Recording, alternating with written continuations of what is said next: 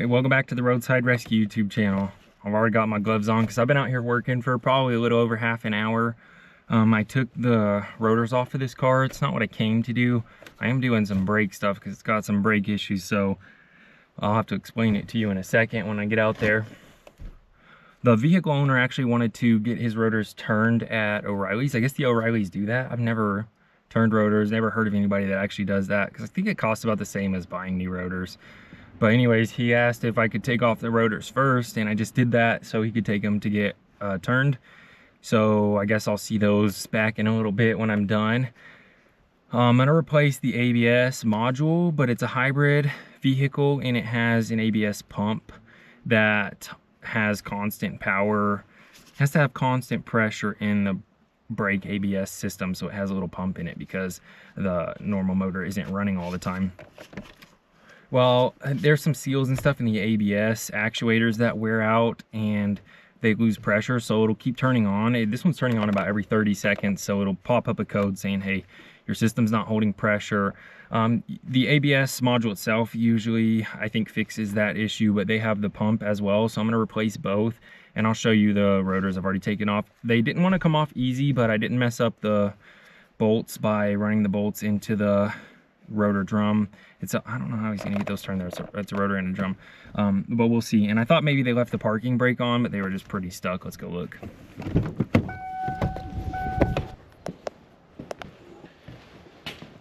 Well, I don't have the rotors, but I did have to run these two bolts just from the brake hose itself, the brake hose hangers, into the brake drum. I just told them, I was like, hey, if you're going to the auto parts store anyways and we mess these up by putting too much pressure on them, then they'll sell you some, they can help you get the right size bolts to replace those. But luckily it just came off with little persuasion, just tightening those up with my electric ratchet. I didn't even have to do it by hand.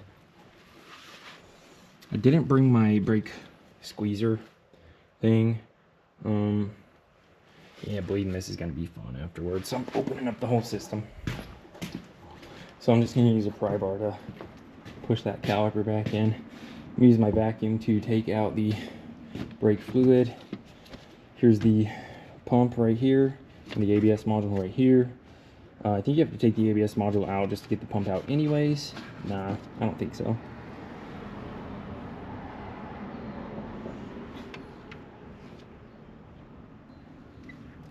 Well, maybe, because you probably have to pick it up to get it past that motor mount. Either way, I'm doing both. Let's go ahead and drain that reservoir.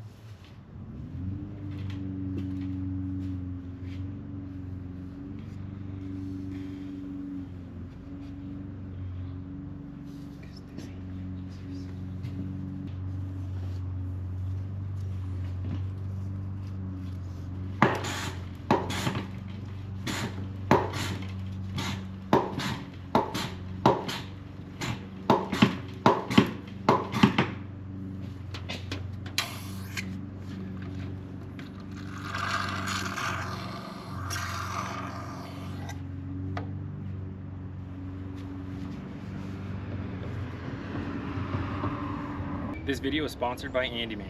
Andyman is a trusted brand of mine. I love their stuff. Let's check out their new wireless smart air pump.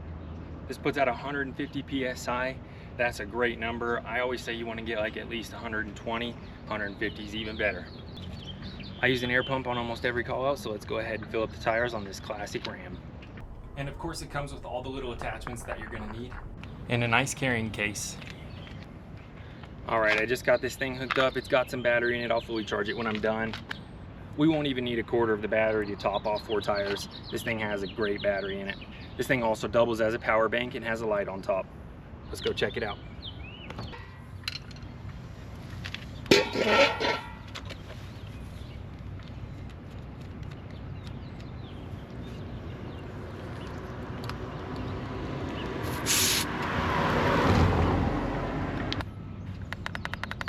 got to be one of the quietest pumps that I've used. And just like any good smart pump, it'll turn off when it gets to the PSI that you set it at. And not only will it fill up cars, you saw the attachments, you can use this for balls, bicycles, whatever else. Anything up to 150 PSI. Thanks again to Andyman for sponsoring this video. If you want one of these, make sure you check out the link in the description and the pinned comment for an extra special roadside rescue deal. Back to the video.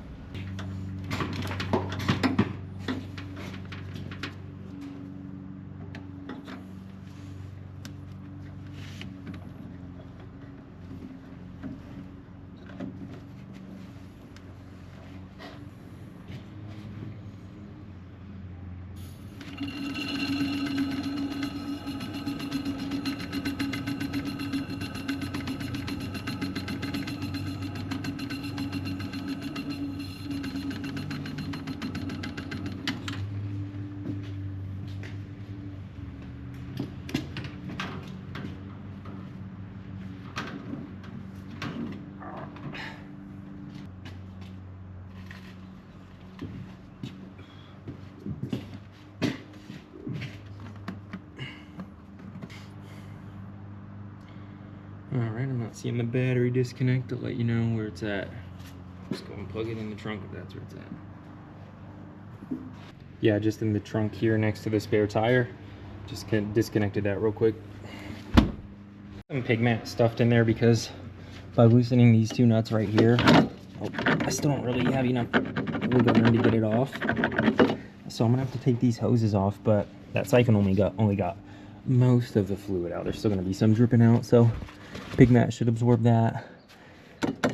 Just don't want to mix these two up, and I don't think I'll probably try and disconnect these connectors as well because they're just bothersome.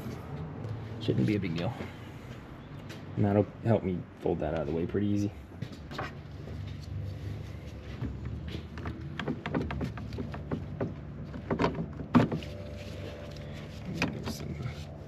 Brake fluid, like we expected.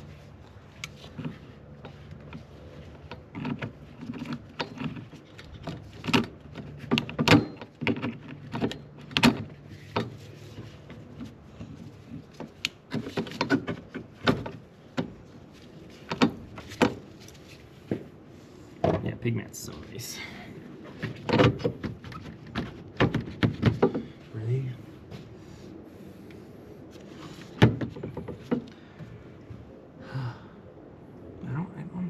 I guess it's not necessary to remove the reservoir. I just thought it would be nice if it was out of the way, you know? Would have been nice.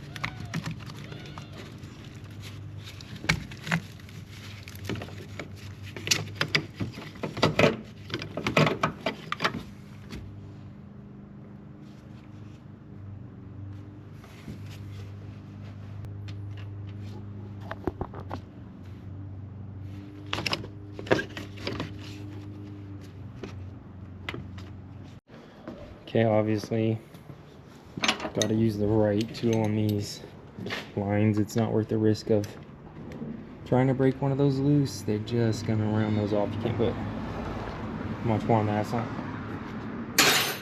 like if you put 5 pounds on there and it breaks loose, it's not tight enough in the first place. But that's pretty much the only occasion you could use an open wrench on an ABS module like that.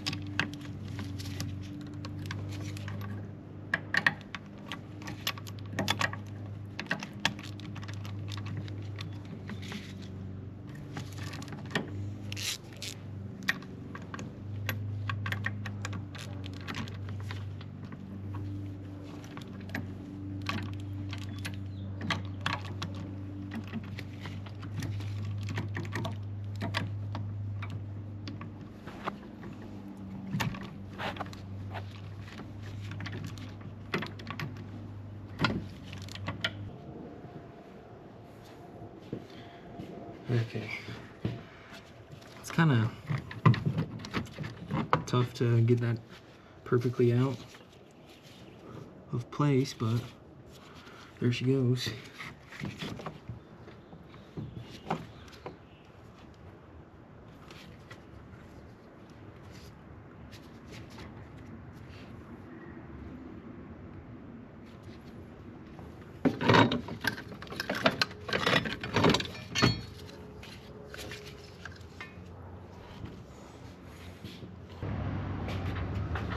Okay, so I just got these switched over. Here's the old one. It still has the hose on it. Got to get this clip off. It's not really spring still in there, so I just got my pick behind there and kind of pried each one of those tabs backwards, and then that let me slip it off. And now that I got it off, I just kind of try to pry them back down a little bit. We'll see if that worked. Oh, sounded like it worked. Nice. The thing that tripped me up was this bracket here is attached to the main wiring harness here and here. So I only thought it was attached right there, and I was like, why won't this thing come out? Turns out it was just attached to the main wiring harness. It might not have been as hard as I thought initially. But I got it out either way without damaging anything, just being careful and, you know, gently making room for everything. So I think these are OE parts. And yeah, nice. Okay, going back together. Let's see, here's everything out now. Here's that other clip that was attached from the bottom. Got it out.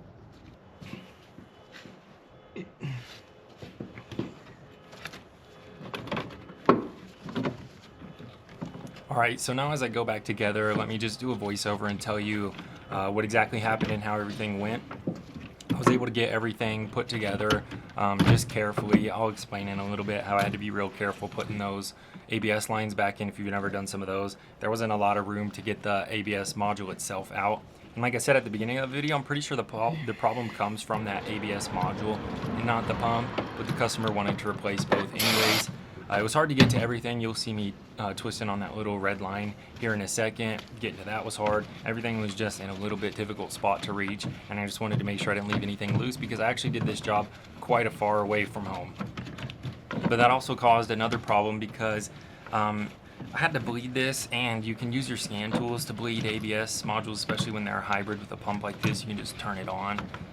These will actually just turn themselves on either way until they build pressure, so it's not that big of a deal. You can just disconnect the battery a couple of times as you're bleeding the system rather than use a scan tool. And I'm mentioning this because as I was getting everything wrapped up, I realized I did not have my scan tool with me, and as I just mentioned, I was like an hour away from home, and so I was like, dang. And I thought maybe somebody stole my scan tool because I've never just left it before, and you know, it's always in a certain place, and it wasn't in that spot. So I was a little concerned about that, and fortunately I didn't need that to actually bleed the system. I brought my vacuum bleeder with me. The customer was going to bring some brake fluid, but I guess they forgot, so I ended up using what I had. So I didn't bleed it as long as I probably normally would have, but I did go through 2 rounds of bleeding it, and the pedal got real tight, and I'm sure I got all the air out of it, especially with the help of plugging the battery in and getting that pump to work. So like you saw in the back, they were going to get the rotors resurfaced. They weren't able to get those resurfaced because the people at O'Reilly's quote-unquote messed them up, so they gave them a good deal on a set of replacements. So I had to go back there and do those, get those adjusted as well. While I was bleeding everything, it wasn't really accessible in the front, so that actually took quite a while. Like I said, luckily I didn't need the scan tool to do that, and I took it on a test drive, but I wasn't able to reset the codes. I would have showed you how to reset the codes. You can just go in there and relearn, basically tell the computer to reset. And I told the customer I could come back up in a couple of days, but they drove the car to work the next day, and lo and behold, the computer reset itself. So I gave them a little bit of a discount either way for the hassle, because you know, I left and they weren't sure. I didn't, you know, in a situation like that, I won't bill the customer until everything's said and done with anyways, but I gave them a bit of a discount, and they gave me some sourdough bread, so it was a win-win overall. And if you like this video, make sure you stick around till the end. Make sure you're subscribed. Let me know what you think in the comments down below. All right, so I just got all of these started hand tight. Everything is started, but only hand tight, except for this red line, because that connected the two. So I don't know. I figured I'd start with that one, so I just did that one first. The only other nut left, it goes right here, but that covers up a few things, so we'll do that last. And then it's going to take a while to bleed it and do those brakes. So, all right, so I'm just getting everything tightened up here. The bracket itself is what was holding the pump. Has 3 12mm nuts on it, and then there's a bunch of 10mm all around. This is what I had to be the most careful and take the most time with, were these lines on the top here. You just have to make sure that you get them really straight when you start threading them together, because if you cross thread it, you're going to have a real fun time trying to get it started up right after that. And there's no other choice. I mean, you got to get it going right. So if you cross thread one of these, they will leak. There's no question about it. You cannot cross thread one of these. It's not like some bolt on some subframe that you're never going to touch again, where the joke is like cross thread is free, Loctite. It's not going to be seen again. You cannot do that with stuff like this. It will leak. So it's kind of stressful, especially whenever you have to kind of pry everything out of the way to get it out. So I just had to make sure that everything was really well lined back up, because that bit of prying is just enough to get everything misaligned. But there wasn't really a much better way to do that. I think you could maybe try and remove this as like looks like part of the engine computer right here, based off of all the wires, and maybe get it to move out that way. But again, if you're careful and you have just some sort of wrench or just something, gently hoping you pull that into place, no big deal. So yeah, let's just finish tightening this all up.